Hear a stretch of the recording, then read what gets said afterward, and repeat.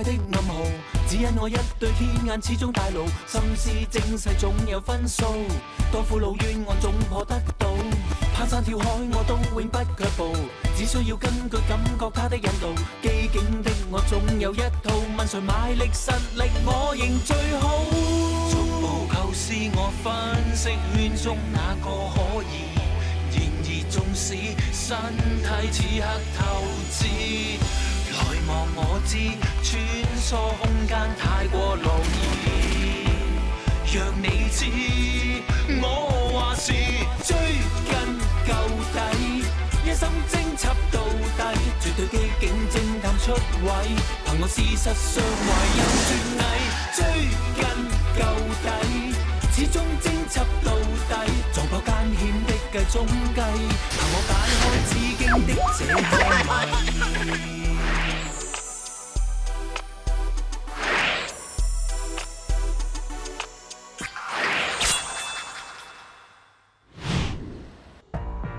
救命！救命啊！有人想杀我！救命啊！你们快点！一气呵成，没有停顿，声音不像被人剪接过或是做过手脚。我真听不出这个电话究竟有什么问题呀。我没说这段录音有问题，有问题的是死者的声音。死者的声音字正腔圆，流畅清晰，抑扬顿挫也把握得很好，而且这声音也很好听。我对比过你送来的死者在毕业礼上的那段录音，不错，这个求救电话的确是死者打出来的。问题是，死者打这个求救电话的时候，生命正受到威胁，照理说，说话应该不会说得这么清楚。我怀疑死者是假装害怕。假装害怕？那你认为真害怕的时候说话又应该是怎么样的呢？我只负责见证的工作，至于查出真相，应该是于 Sir 的责任。我也是随便问问。喂，有蟑螂！于 Sir， 这里是鉴证科，绝对不可能有蟑螂。就算真有，你忘了我是做哪行的？我根本就不怕。不过，我也有一个惊喜给你。哇！你觉得演得很好吗？果然冰雪聪明啊！啊，这条小鱼很面熟。这条鱼是我从凶案现场拿回来的。嗯，你不是想告诉我这小鱼是让人谋杀的吧？你看这鱼身上有什么？小鱼的身上有些白色的点点。这些白点虫只会在一种情况之下出现，就是当鱼缸的水温突然急剧下降时。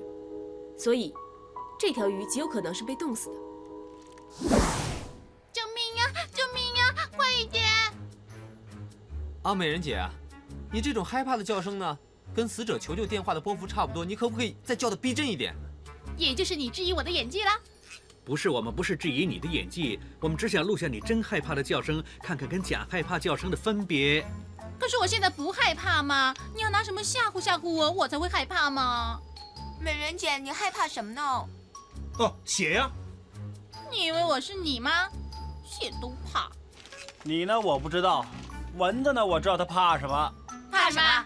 水啊，蚊怕水嘛。我想我最近呢最怕你的烂笑话，越说越多。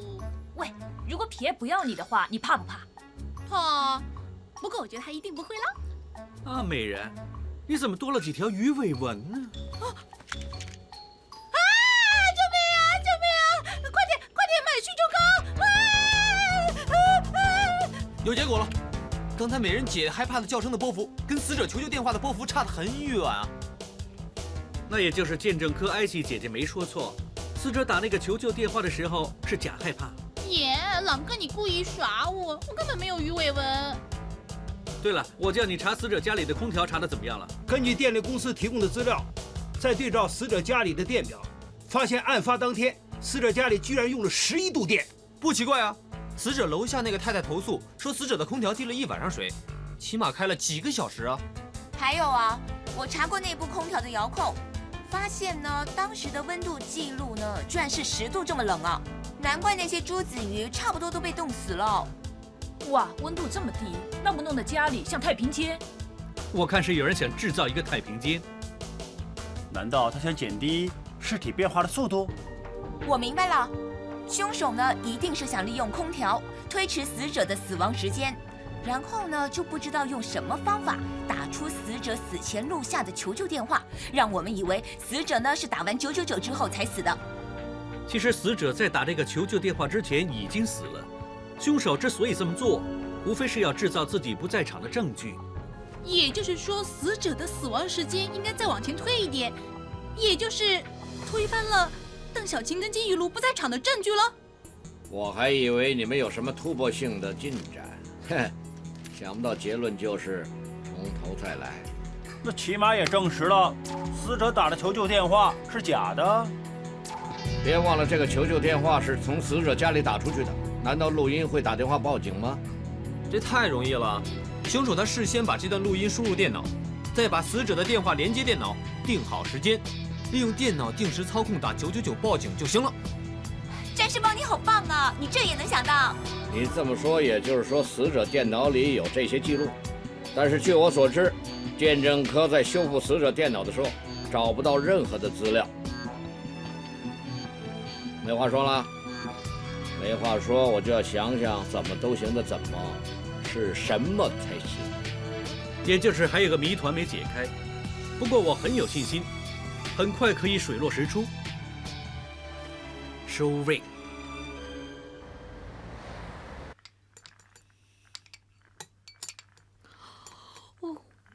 佩佩，现在流行这样吃炸油条吗？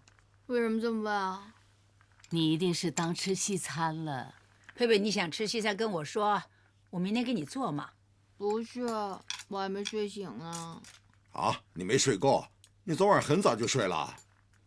你准是整晚都上网没睡吧？你们晚上没听见吗？半夜3更不知道谁在玩珠子，弄得滴滴答答的，我被吵醒了就睡不着了。不过说真的，我记得左邻右舍、楼上楼下都没有小朋友啊，怎么会有大人半夜3更玩珠子呢？哇，是不是那些脏东西啊？奶奶，你别吓我。哎呀，别吓佩佩了，不经大脑，张嘴就来。放心，其实昨晚呢是宝宝打翻了一盒珠子。姐姐呀，你早点说嘛。是啊，话又说回来，我年轻的时候做装修，帮人盖房子的时候呢，师傅会把珠子放在墙角，他说给脏东西玩的。哎呀，老爸，你别再说了，我今天晚上也睡不着了。不行，我还是请病假吧。其实这种声音呢是有科学解释的，由于晚上墙里的钢筋热胀冷缩的关系，就会发出一些珠子掉在地上的声音了。真的？喂，不过说真的，我也听过几次，那种声音呢很有意思的，就像有人在楼上玩珠子一样的声音。我说了，楼上玩珠子，我终于知道怎么回事了。你感应到珠子是指死者家楼上的那个单位有线索啊？我现在不敢肯定，所以去那个单位查查。喂，郑业，查到什么？怎么样？查到什么？郑义说问过那栋大厦的管理公司，他说死者楼上那个单位呢本来是空的，但是2个星期前被人租了，而那个租客就是死者李倩文。李倩文，他租那个单位干什么？我真觉得这个案子越来越有趣。哎，来看看啦，过来看看，声音这么熟悉，完了看不见了。美国最新的高科技。大口音，又是你这个女警！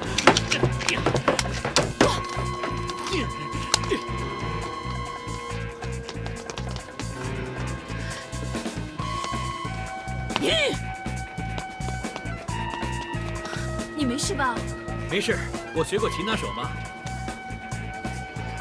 这电话哪儿见过？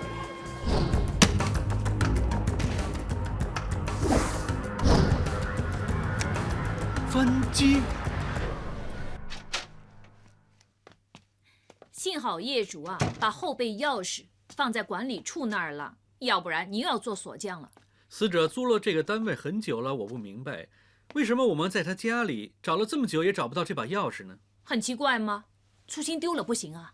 哼，我看肯定有人不想我们找到这把钥匙。喂，说真的，你来找什么？这里一眼看个遍，没什么问题啊。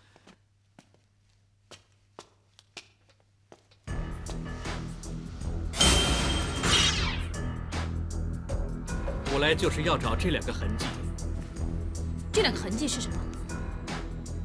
正义，马上叫所有与案子有关的疑凶去 DI1，我要当面揭穿他的真面目。Sir 啊，你们不是已经查过了吗？我已经有不在场证据了。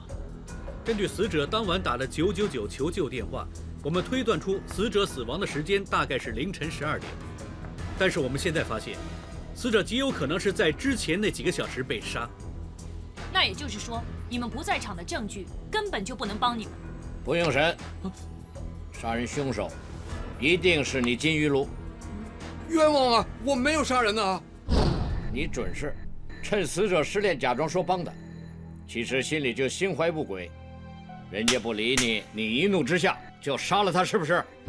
是，我看她那么漂亮，想占她便宜，但原来她真想死，那我还不快点跑啊！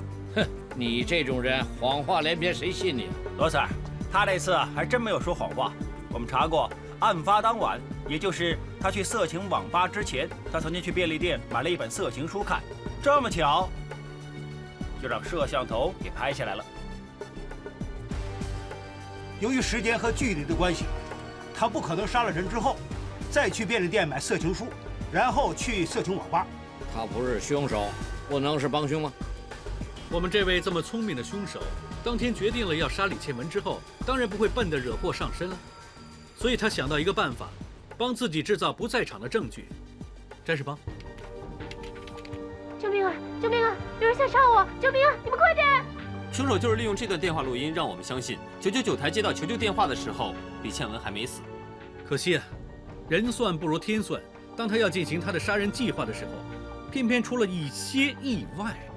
其中一个就是李倩文跟她男朋友复合，她在她家的厅里再挂上这张合照，这就是他们复合的证据。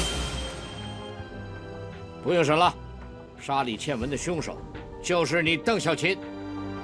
各位啊，我不是说过了，我和倩文和好如初了，我为什么要杀她呀？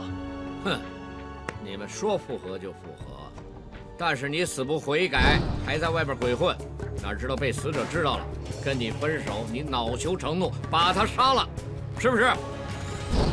根本就没这回事。不错，我是对不起倩文，但是我真的没杀她呀，你相信我好不好啊？你还想狡辩？你照片上戴的那条手链，跟贾大伟在梦里看见那个凶手戴的那条一模一样。正是这条手链，就证明了邓小琴不是凶手，也就是我刚才所说的另一个意外。这条手链本来是邓小琴跟李倩文的定情信物，不过她弄断了，拿去修理。这条手链呢，我今天早上刚从维修店拿回来，所以呢，就算邓小琴真是凶手的话，她也不可能带着这条手链去杀人。这个不是，那个不是，那到底谁是？不用说也知道了。杀死李倩文的凶手就是想让我们怀疑邓小琴就是凶手的人，这个人就是你，贾大伟。什么？我是凶手？你别忘了，当初是我去报警，我说我梦见杀人。如果我真的是凶手的话，干嘛这么做？你之所以编个梦中杀人的故事，然后去报警，无非是想利用我们做你的时间证人。于 Sir， 那晚我跟柏芝都在他家，他一直没有离开过家，难道他会分身去杀人啊？他根本就不需要离开家，因为李倩文当时已经被他杀了。你想不想听听我说的对不对呢？你杀死李倩文之后，为了要推迟她死亡的时间，于是开大空调来减慢她尸体变化的速度。跟着你就去死者楼上的空置单位，用手提电脑和电话分机定好时间，打出死者录下的求救电话。你们快点！你的想象力真够丰富啊！那你们有什么证据证明是我杀的？你真以为你的杀人计划天衣无缝啊？其实还是有很多破绽的。我知道，第一呢，就是你没有留意死者家里养了一缸小鱼，结果呢，空调太大，差不多冻死了整缸鱼。第二，死者家空调的排水管这么巧掉了，滴湿了楼下的衣服，结果弄得让人投诉。当然了，死者突然间跟她男朋友复合，突然间改变主意不想死，这才是你的致命伤。你之前跟我们说你梦中杀人故事的时候，你连死者的客厅的家具是什么样的都画得一清二楚，但是你偏偏没画死者挂在墙上她跟男朋友的那张合照。唯一的解释就是你去死者家里跟死者商量你的杀人大计的时候，她还没跟男朋友复合，所以就没把合照挂出来。其实也没什么大不了的，你可以说我一时不小心没画上去。但是由于当时 Madden 很急于破案，突然之间想起啊，那让你去接受催眠也好，所以你就想，催眠那还不把所有的事都说出来？你一急之下就说，其实你在梦里看见凶手是戴着这条珠子手链的，你就是想嫁祸给邓小琴。可惜你不知道，邓小琴她把手链拿去修理，根本就不可能带着手链去杀人。啊，这就叫害人终害己，反而让我们更肯定你这个所谓梦中杀人的故事根本就是瞎编。喂，你们真是想象力太丰富了，这么有想象力去写小说吧。说到最后还是讲证据。知道你会这么说的，你要证据吗？你的手提电脑就是证据。如果我没猜错呢，在这个单位里，大的那个印就是放你这部手提电脑的，而小的那个印就是放死者家里的那部无线电话的。很明显，你就是利用这部手提电脑控制死者的电话分机，再拨出求救电话。不是吧？大小印一样，就证明一定是我的手提电脑？当然不是这么简单了。由于这个单位很久没人租，所以到处都是灰尘，而且还有很多尘螨和微生物之类的东西。只要我们拿这部手提电脑回去详细检验一下，如果在上面发现跟死者楼上的单位有一样的尘螨的话，那也就是我们的推论没错。就算啊，尘螨一样又怎么了？这个世界上只有那里才有这样的尘螨吗？那倒是啊。啊，柏芝，你真的没说错啊。喂，你家里真的收藏了很多建筑模型，放的满厅都是啊。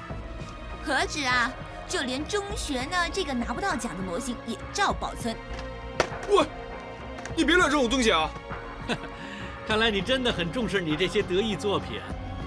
不知道这次这个杀人计划算不算是你的得意作品呢？救命啊！救命啊！有人想杀我！救命啊！你们快点！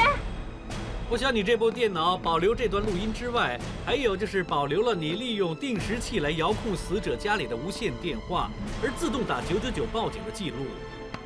我没说错吧？哼，不止啊，看来他还保留了跟死者在聊天室里的留言内容啊。要不要我帮你打开记录看看啊？你无话可说了吧？可恶！本来我这个杀人计划已经设计得天衣无缝。这都怪那个女人！什么？你不想死了？我告诉你吧，我跟小琴已经和好如初，没事了。谢谢你之前那么热心帮我，幸好我没死。你不想死，那我怎么办？你知不知道我为了你，我做了多少准备？你就算又跟他在一起，那又怎么样？他根本就不是个好男人，他伤害你一次，一定还会有下一次，到头来你还不是想死？你为什么不干干脆脆的一了百了呢？你放心吧，小琴她答应我，她说会改过的。我们还想这个圣诞，你还答应我了呢？你叫我杀了你吗？你怎么现在可以反悔呢？大伟啊，你再想想，我们就算遇到什么困难，也应该好好的珍惜，是不是？不知道珍惜的是你。你知不知道我为了你，我做了多少准备？我不会让你破坏我这个完美的计划。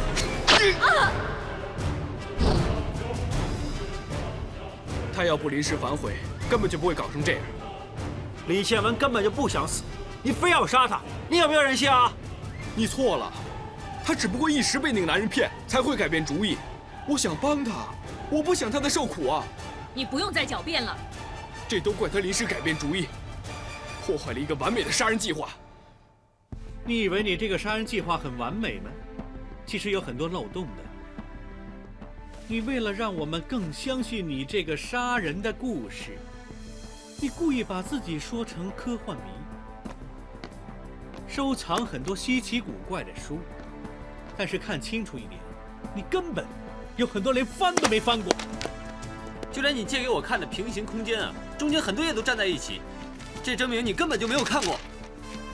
还有，你说你那个梦中杀人故事的时候，说的实在太清楚了。清楚的连每一个细节都历历在目。我试过做梦惊醒的时候，特地回忆梦境里的细节，谁知道连大纲都不记得。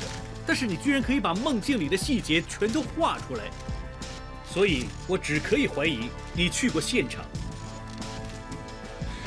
这些只不过是小小的瑕疵，可惜我帮了一个最不值得帮的人。你不要再美化自己的杀人计划，李倩文根本就不需要你帮。不错，李倩文是很有可能跟她男朋友分手，但是也很有可能她跟她男朋友会白头到老。现在你杀了她，就是扼杀了她的一生，知不知道？不要说李倩文不想死，就算她想死，你也应该开解她，而不是帮她自杀。你根本一开始就只是为了想完成你的杀人游戏。这张就是李倩文委托旅游公司订机票、订酒店的单据。也就是说，李倩文很想跟她男朋友重修旧好。你为什么要拆散人家？你知不知道，想和自己心爱的人在一起是一件多么痛苦的事情？你为什么这么残忍呢？为什么？你为什么这么残忍啊？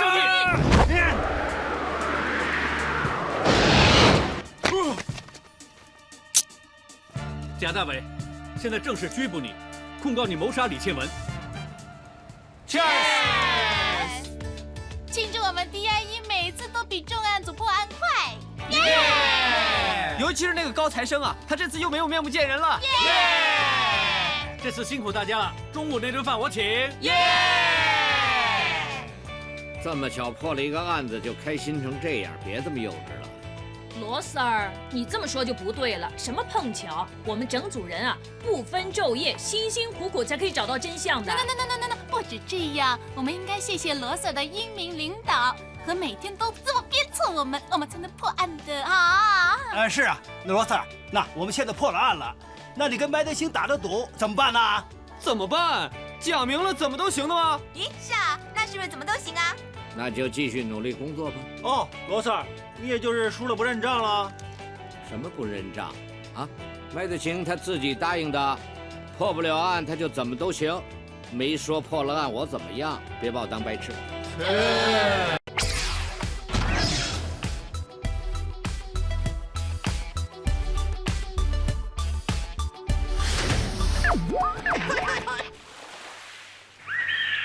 学打功夫，最忌心浮气躁，要沉得住气，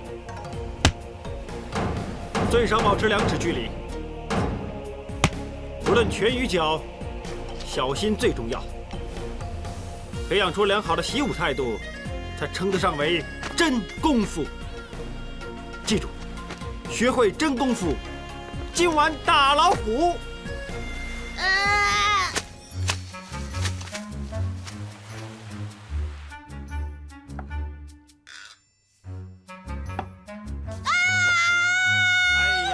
别这么叫了，好痛啊！上一次是扭伤，这一次啊又是扭伤。哎，这次热身不够，下次不会了。哎，OK 了，没事，很快就好了。谢谢正义哥。不用。正义啊，其实你不用这么认真，随便教他几招花拳绣腿不就行了？花拳绣腿，一听名字就知道没用了，没用的我不学。我的功夫不会差的，花拳不只可以瘦腿，还可以瘦身。啊，正义哥，听姐姐说呢，你们 DIE 最近破了一宗谋杀案，正义哥你出了不少力哦。哦，全靠大家通力合作。不过我真不明白，那个凶手怎么这么残忍呢？啊，那个凶手有多残忍呢？把尸体肢解呀！兰姨比肢解还残忍啊！本来那个女生呢，可以跟她的男朋友破镜重圆，准备迎接一段幸福的将来。谁知道那个凶手呢，不爽人家复合，就拿出一把刀刺死那个女孩。哎，他不只要了人家一条人命，还摧毁了那个女孩的一生幸福。正义，你没事吧？其实呢，这根桩已经烂烂的了，我出去换一根，你们慢慢聊。兰姨，你觉得正义哥最近有点不妥啊？发生什么事啊？总之是麻烦事。不可能啊！去哪儿了？哇，干什么？打仗啊？姑妈，我有个鞋盒呢，明明放在床底下，去哪儿了？鞋盒呀，干嘛那么紧张啊？里面有很重要的东西啊。哦，不是，鞋盒里有点旧东西。啊，对了，刚才佩佩说呢，帮我收拾一下。我看见他从你房里拿了一些垃圾出去，里面有一个鞋盒。啊，他拿去哪儿了？当然是村口的垃圾站啦。不是吧？佩佩，这一个什么事啊？我的鞋盒呢？扔掉了。扔哪儿了？那，上那辆垃圾车去堆填区了。你怎么这样？你知不知道鞋盒里面有我跟子晴的东西啊？你的意思是说，你跟子晴姐一起的那些照片啊？你怎么知道？你这么紧张干什么？你根本就没放下子晴姐，你根本就在骗自己，是不是啊？谁说的？我不知道多拿得起放得下，我只不过不喜欢你乱扔我的东西吗？那也就是说，你不是为了你跟子晴姐的照片而来了？不是。既然是这样，那我撕烂你跟子晴姐的照片也无所谓了啊！喂，不要！喂，不要！你是不是太过分了？无论你说多少烂笑话，打烂多少根木桩，你根本就掩饰不了，你一直在逃避这个事实。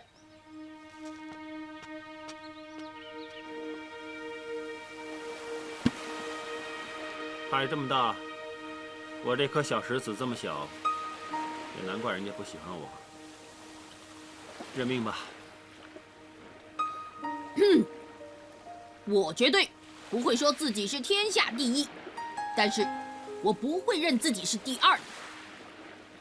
这句话你应该听过吧？我当然听过了。这句话呢是李小龙先生说的吗？这不就结了？你把李小龙先生当成你的偶像，你怎么能让他对你失望呢？你说什么？还给你吧。这些照片不用检查了，你给我天大的胆子，我也不敢撕烂你跟子晴姐的照片呢。我怕你把我当成木桩打呀。但是刚才照片明明撕烂了。那几张不是。不过刚才那几张呢，是我跟华仔照的合照，还有签名呢，可恶。Sorry 啊，刚才我误会你了。不要紧啊，谁让我拜你为师呢？我们都是义气儿女嘛，最重要就是你没事。其实一直以来，我真的放不下子晴。我是不是很没用啊？如果你真的放不下子晴姐，那你为什么不去美国找她呢？那不能复合，你也没有损失啊，反正你们已经分手了。你真的觉得我应该去找子晴啊？与其留在这里人不像人鬼不像鬼，为什么不去找子晴姐说清楚呢？现在才去会不会太晚了？迟到总比没到好。你什么都不做，就什么机会都没有。如果我没有扔掉那个戒指呢，也许还有机会。是不是找得到那个戒指，你就会去找子晴姐呀？其实那个戒指呢，我已经找过很多次了，恐怕现在已经被冲进大海了。天意如此，我也没办法。噔噔，现在连天呢也要你去找子晴姐，你是不是无话可说了？戒指怎么会在你这儿啊？你会回来找，我也会啊。你不知道啊，我多辛苦才帮你找到它的。佩佩，我真不知道说什么好了，谢谢你。哎呀，谢什么谢呀？我们都是义气儿女嘛。那这个戒指呢，你找回来了，去不去美国找子晴姐呢？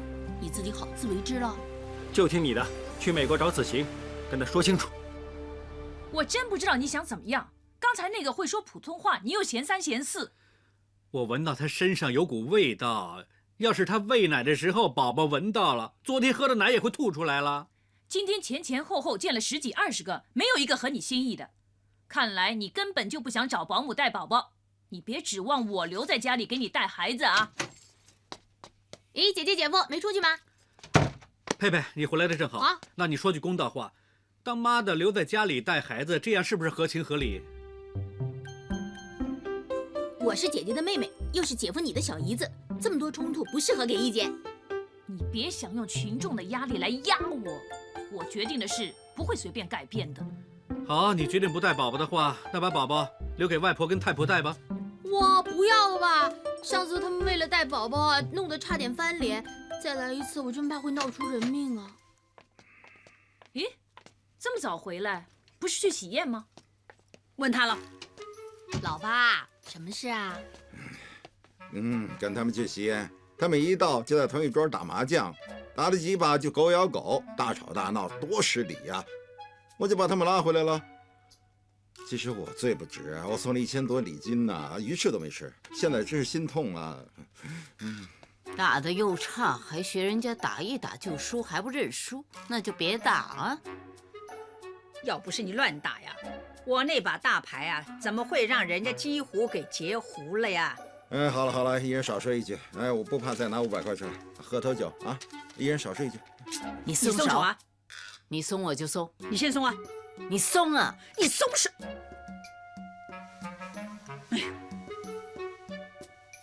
如果宝宝让他们带，我怕他的命运跟那张500块一样。喂，你想清楚没有？你真的觉得撒姨可以帮我们带宝宝？哎呀，你放心吧，撒姨有个女儿咪妮，已经10几岁了。撒姨也是当妈的吗？不过听说咪妮一满月她就没带了。哎呀，你别前怕狼后怕虎了。撒姨，撒姨，哎，你们2个来的正好，快点帮我找东西。找什么？佩佩呢？佩佩带客人去相亲呢。我刚才明明想拿会员登记册出来联络客人，谁知道一转身不记得放在哪儿了。哎，快点帮我找找，谢谢啊。什么样的？很厚的，厚厚的，白色的。白色。喂，你这里不是还有个女职员吗？去哪儿了？是啊，我刚才叫她帮我找东西，她去哪儿了？你说。放我出去呀，傻姐！傻姐 ，Candy。干什么嘛？你刚才叫我进去找东西，就把我锁在里面了。我不记得叫你进去找东西，不好意思啊 ，Candy， 我请你喝茶。我当年真不应该把宝宝交给撒姨带呀，害得宝宝失踪了，让我们足足找了他几10年呢。我真的很想念宝宝啊。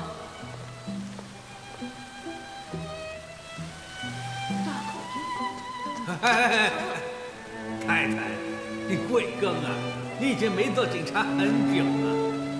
就算你能靠近大口鹰，你也打不过他那2个手下。放你一马吧，下次没这么走运。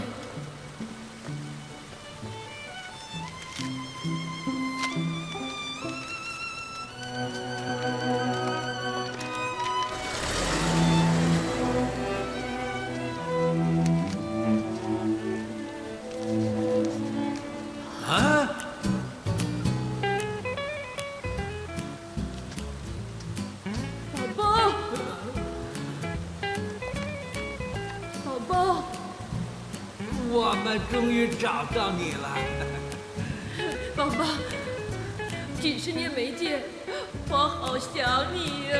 我老爸老妈还躺在医院呢，怎么看也不像你们俩。你们想骗人就多看个殉警，但是你明明是我们2个的宝宝啊！宝什么宝啊？你不是叫于家安吗？你们想找家安，你早点说啊！哎，来了。我的宝宝是个男孩，他一点都不像男孩。1个月前还是，不过他上个月去跟大口鹰借了一笔钱，做了变性手术，现在是女的了。怎么了？给你们丢脸了？做女人多好啊，有漂亮衣服穿，还可以花男人钱。难道宝宝真这么命苦？罗 Sir 的限期就快到了。你说谁带宝宝好呢？啊！你想都别想啊！我不会回家带孩子的啊！我跟你说，警队没有你，还有千千万万的警察。但是你不带宝宝的话，宝宝就没有你这个独一无二的妈咪。你为什么非这么大男人主义？谁规定女人一定要留在家里带孩子？你为什么不留在家里带孩子呢？那我给你解释清楚啊！我上小学的时候，我的志愿就是我将来要做一个警察。你要我回去带孩子，就是要我放弃理想，我肯，宝宝也不肯。你没听过吗？坏人克星行晶晶啊！警队没有我一样不行。喂，你们俩出来，有个案子给你们查。问美人啊，我们是来查案，不是来喝喜酒的。你干嘛穿得这么隆重啊？你哪知道会不会看见那些高层次的高层，或是那些监制？我想上那个成龙拍几张照。好啊，拍！我们是来查案的，拜托大家态度认真一点，好不好啊？喂，我很认真的，我做了 research 了。那这个电视城呢，有9万多平方米，有10几间录音厂啦，上上下下有3000多名员工呢。不过呢，前前后后就2个大长。我们呢是来查恐吓案的，不是叫你来应征资料搜集员的。梅良兴，我想不用这么紧张吧？这案子落到我们手上也不会有多严重吧？那倒未必，上头派我们来可能是烟雾，其实另有目的。这案子到底是真是假？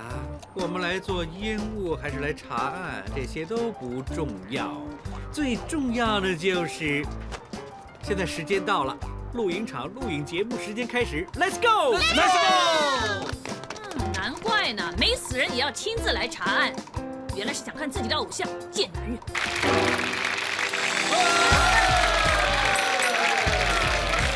人人尽兴，随时一叮。Hello， 各位现场的观众、家庭观众，大家好，欢迎大家收看由我徐永红和我李世谦主持的《随时一叮》。以下的时间就交给我们的参赛者，交给大家。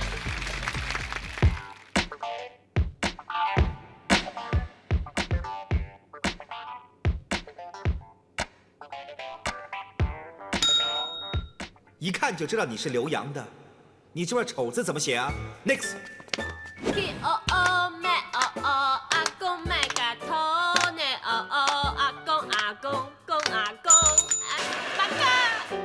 哎，你是哪的人呢？你改了消音再来吧，好不好？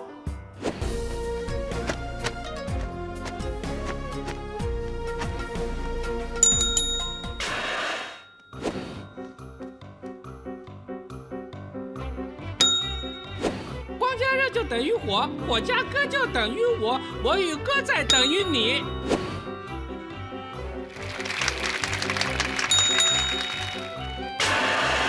小朋友，你别以为你小我就不敢盯你。你断了奶没有啊？你先回去断奶好不好？小孩子嘛，你不要这样瞅人家了，积点阴德了。好了，广告时间又到了，那待会儿呢，回来会有更精彩的节目等着大家，千万不要走开哦，待会儿见。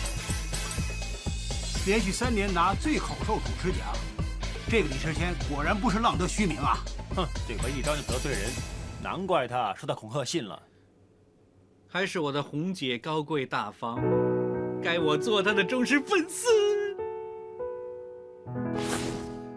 李先生，关于恐吓信的事，麻烦你能不能再说一次？其实呢，上星期五呢，我已经收到这封恐吓信了。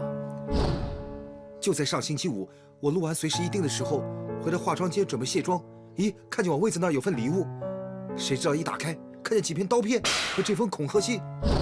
看来这封恐吓信很可能是你在节目里盯走的那些参赛者不服气寄来恐吓你的。我也是这么想啊，所以我就马上报警了。寄恐吓信的这个人连自己的几字也剪错，看来他读的书不多呀。是啊，于 Sir， 想不到你还观察得挺仔细的。红姐，你过奖了，这只不过是我的职业本能。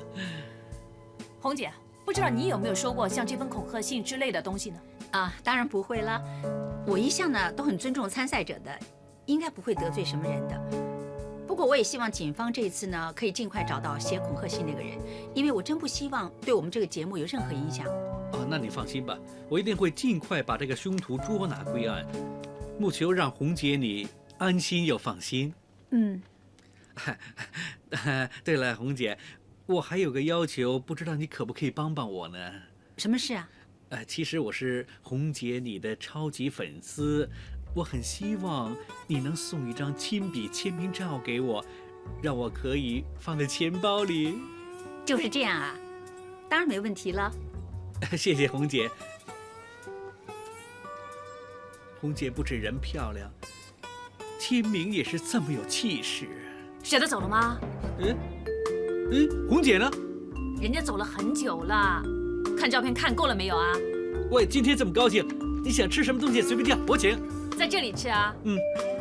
不好意思啊，两位，我们要收回这些道具。从这封恐吓信的内容来看，恐吓李世谦的人很有可能是其中一个参加过随时一丁落选的参赛者。那我这里呢就有李时谦的背景资料了，朗哥你看看。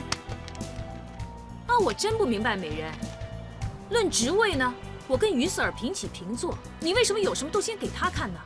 我是顺手嘛。Madam 行，你想看你先看吗？喂，我在看呢。你看看红姐那张亲笔签名照里有些什么线索吧。看资料这种粗重活儿呢，我做行了。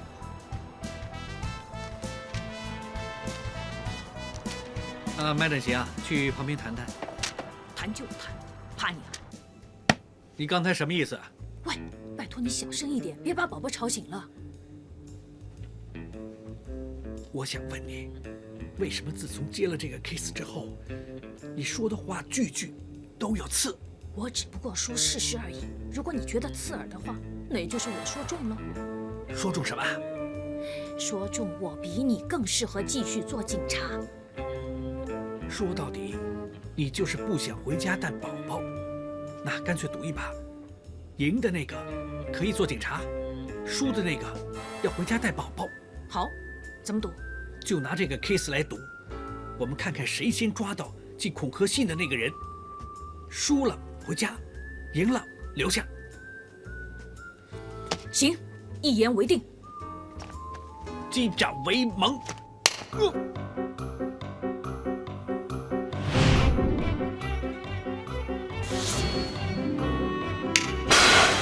么？分两组查。不错，从今天起，就由于所和麦登行各在一队，分头侦查李时谦涉嫌被恐吓之案。哪一队率先破案，就可以得到大酒店自助餐作为酬劳奖品。这么好，一定有阴谋。可是我们怎么分呢？这样啊，干脆猜拳决定吧。不用烦了，我这边就詹士邦跟柏芝吧，其余的归麦振行。那也就是说，我和小凤姐、美人跟 Madam 吗？朗哥，你真机灵，算得这么快，知道小一哥过2天就去美国，到时 Madam 行这队还不就是我跟小凤姐？你放心，只要我在这儿，我就会尽力而为。查案呢是靠动脑子，会破案的2个就够了。OK， 没问题吧？就这么决定了。我没问题，就看麦振行了。我更没问题，就这么决定了。